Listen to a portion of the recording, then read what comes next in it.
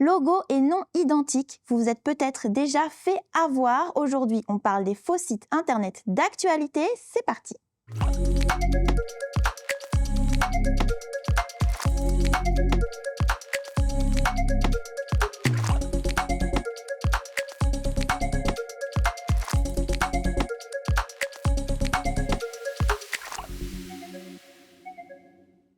Yolana Ludwig, Yolana Manon. tu es expert en cybersécurité, alors nos téléspectateurs et internautes te connaissent déjà un petit peu. Avec toi, on va parler d'un phénomène qui est bien spécifique, les faux sites internet d'actualité. Donc je parle des sites qui copient les médias existants pour relayer de fausses informations. On a eu plusieurs exemples au Fénois, notamment avec TNTV News et puis aussi Tahiti Info. Alors d'abord, comment est-ce que ces arnaqueurs procèdent ? En fait, le but de l'arnaqueur, c'est de faire croire aux personnes, quand ils vont cliquer, qu'ils sont sur le site officiel. Donc pour ce faire, ils vont faire une copie, une contrefaçon du site. Ils vont utiliser le même logo, ils vont utiliser la même charte graphique pour que dans les premières secondes, on pense qu'on est sur le site officiel. Et ensuite, ils vont détourner l'attention.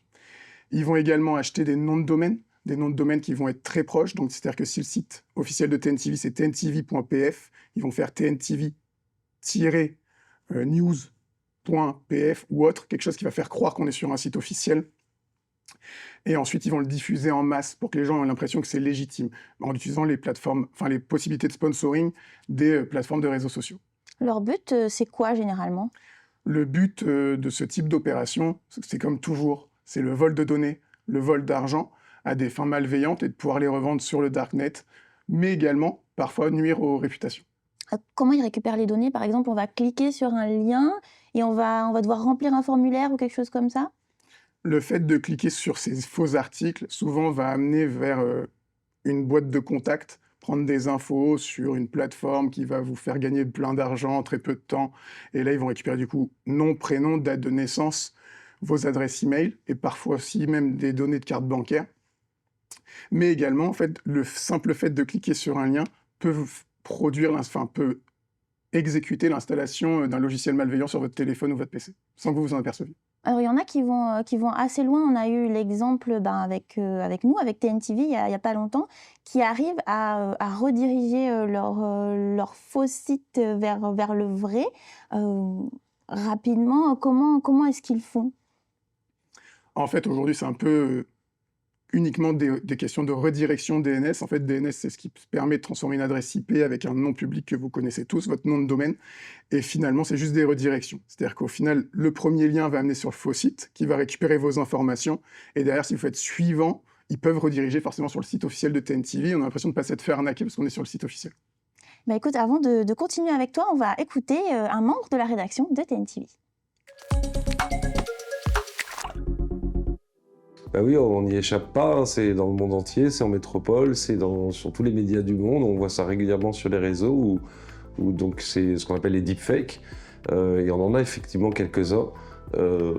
Voilà, j'ai mis deux exemples qui sont passés, là évidemment avec une espèce de plateau qui tourne au scandale, avec quasiment deux personnes qui en viennent aux mains, Warren Dexter, le ministre de l'économie. En revanche, l'animateur ne fait pas du tout partie de la chaîne. Donc bien sûr qu'on réagit, on réagit sur les réseaux pour expliquer que c'est pas nous. On a même Moetei Brotherson qui a réagi parce qu'il était mis en cause dans un deepfake. Et effectivement, il a dit, ben voilà, il s'agit encore d'un deepfake, une arnaque. Et c'est vrai que c'est quelque chose d'inquiétant parce que c'est quelque chose qui arrive régulièrement. Est-ce que, alors ces faux sites internet d'actualité, ils utilisent souvent des images générées par IA. Est-ce qu'on en utilise chez TNTV? On utilise des images générées par l'intelligence artificielle, mais uniquement dans un but d'illustration. Et quand on le fait, on le signale. Est-ce que, à force de voir des faux sites TNTV News, la rédaction craint pour la crédibilité de la chaîne, de ces informations? Malheureusement, depuis maintenant, j'allais dire plusieurs dizaines d'années, avec l'apparition des réseaux sociaux, le travail de journalisme a été dévalorisé parce qu'il y a beaucoup de gens qui interviennent. C'est un média extraordinaire, c'est un média qui touche des milliards de gens à travers la planète. Et oui, bien sûr, ça nous inquiète, en tout cas ça dévalorise notre métier, et on essaye sans cesse de rappeler justement que nous sommes des journalistes professionnels, donc les informations que nous publions sont des informations vérifiées, qui sont authentiques, et c'est tout le travail qu'on doit mener de pédagogie aussi sur les réseaux, pour expliquer aux gens, attention, regardez la source de ce que vous regardez, est-ce que c'est une source professionnelle, ou est-ce que c'est une source qui n'est pas connue, auquel cas il faut se méfier.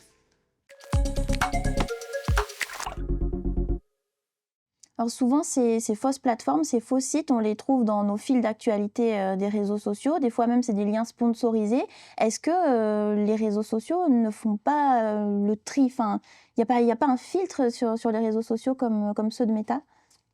Là, tu parles de Meta, mais c'est également pareil pour Twitter ou autre. Ils ont effectivement des filtres, enfin des algorithmes qui vont en permanence contrôler toutes les publications, toutes les demandes de sponsoring, de publicité, hein. Nous, les premiers, quand on a une entreprise et qu'on va envoyer une demande de sponsoring, elle est analysée par cet algorithme et elle est validée ou ensuite refusée.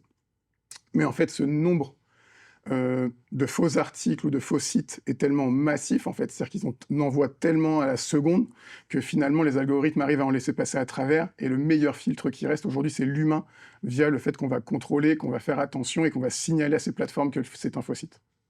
Alors, tu travailles aujourd'hui pour le groupe Malmezac, et il y a quelques mois, il y a eu un faux site TNTV News qui a diffusé justement une fausse information concernant la famille Malmezac. Quelle a été votre réaction, et est-ce qu'il y a des recours juridiques qui sont possibles?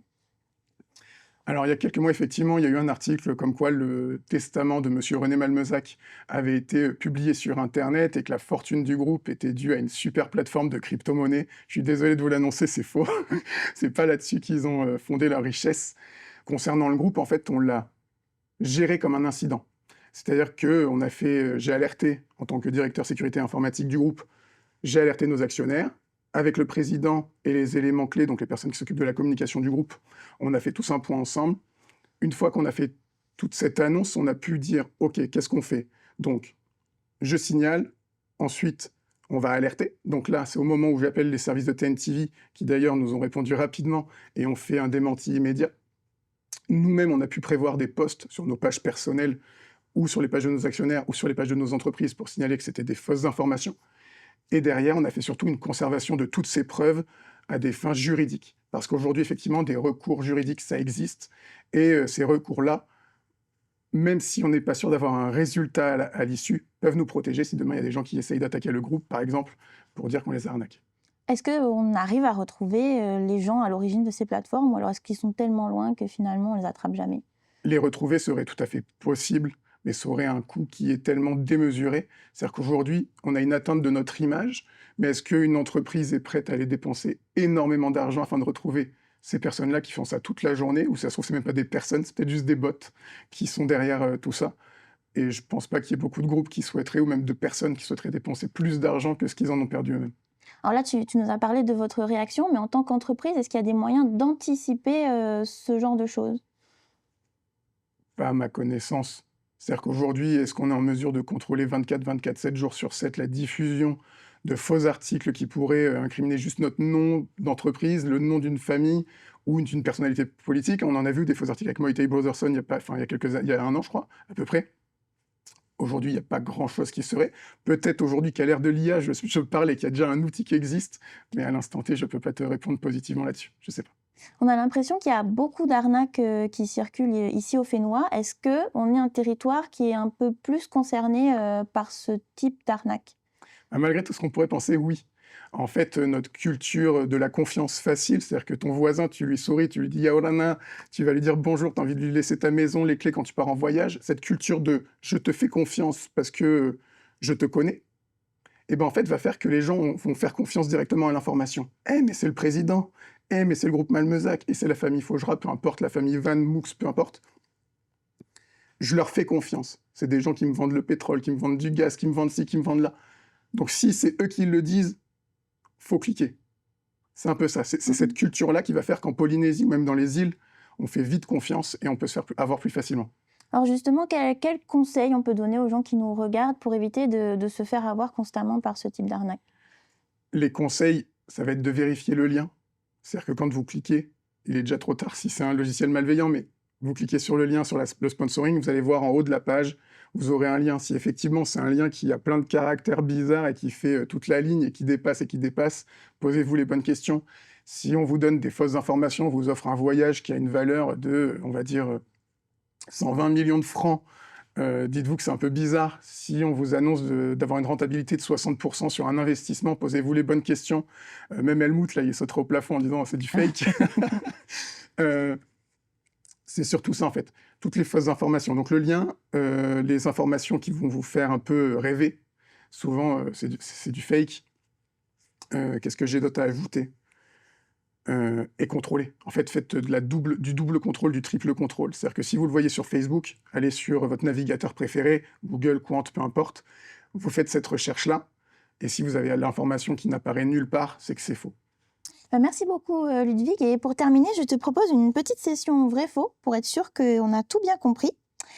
Alors, première question, si l'adresse d'un site internet commence par le fameux cadenas vert ou HTTPS, cela garantit à 100% que le site d'actualité est officiel et sécurisé. Pas du tout. En fait, ce cadenas et ce HTTPS va juste signaler que votre communication entre votre PC et le serveur qui va diffuser ce site internet est chiffré. Mais ça ne signifie pas que le site est légitime. Cliquer sur un lien de faux site d'actualité sans rien remplir ni donner son mot de passe suffit à mettre nos données personnelles ou notre appareil en danger. C'est vrai. C'est-à-dire qu'en cliquant sur le lien, il peut y avoir un logiciel malveillant qui va vous faire qui va exporter vos données vers un serveur. Les géants du web comme Meta suppriment automatiquement et immédiatement ces faux sites d'information dès qu'ils détectent l'utilisation frauduleuse du logo d'un média local. C'est faux. Leurs algorithmes tentent de corriger et de les supprimer au fur et à mesure des signalements ou automatiquement, mais ils le font pas. C'est pas automatique, c'est pas. Et enfin, avec l'intelligence artificielle, les arnaqueurs peuvent désormais créer un faux site d'actualité crédible et écrire de faux articles en quelques minutes seulement. Je vais te reprendre.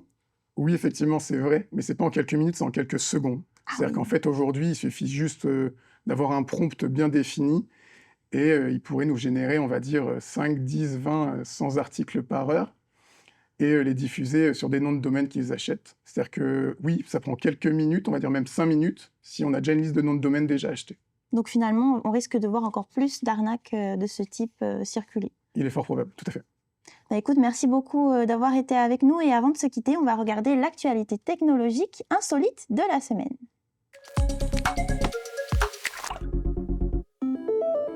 À peine 6 semaines après un lancement très critiqué, la start-up Anthropic corrige le tir et lance déjà sa nouvelle version, Claude Opus 4.8. L'objectif affiché, plus d'honnêteté et moins de blabla. Fini les hallucinations et les erreurs ignorées, ce nouveau modèle est désormais capable de signaler lui-même ses incertitudes, notamment lorsqu'il génère du code informatique. Côté performance, il surpasse ses concurrents directs comme GPT 5.5 sur le raisonnement tout en proposant un sélecteur de vitesse pour répondre jusqu'à 2 fois plus vite. Une mise à jour majeure déjà disponible pour tous. Merci à tous d'avoir suivi ce numéro de Métafénois. On se retrouve la semaine prochaine. En attendant, restez connectés.